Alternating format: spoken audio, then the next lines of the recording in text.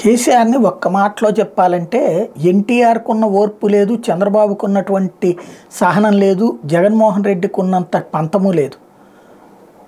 దానికి సాక్ష్యం ఎన్టీ రామారావు ఓడిపోతే మళ్ళీ గెలిచాడు. 85 నుంచి 89 దాకా ఓడిపోతే మళ్ళీ కష్టపడి గెలిచాడు. అలాగే చంద్రబాబు నాయుడు 2 టర్మ్స్ ఓడిపోయాడు.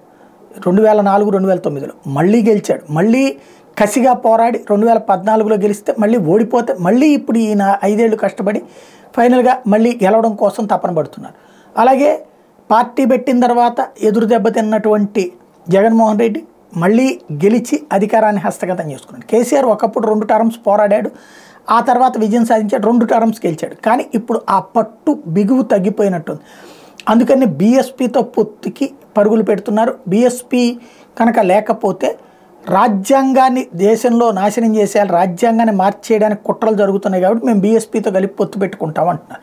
అసలు రాజ్యాంగమే బాగాలేదు, అప్పుడెప్పుడో కాలమాన పరిస్థితుల ప్రకారం రాశారు. రాజ్యాంగాన్ని మార్చేయాలని మాట్లాడిన మొట్టమొదటి మహానుభావుడు ఎవరు ఈ ప్రపంచంలో, భారతదేశంలో? ఒక్క కేసీఆరే. బీజేపీ ఆ ధైర్యం చేయలేకపోయింది, కాంగ్రెస్ ఆ ధైర్యం చేయలేకపోయింది. ఆ ధైర్యం చేసినప్పుడు ఒక కేసీఆరే.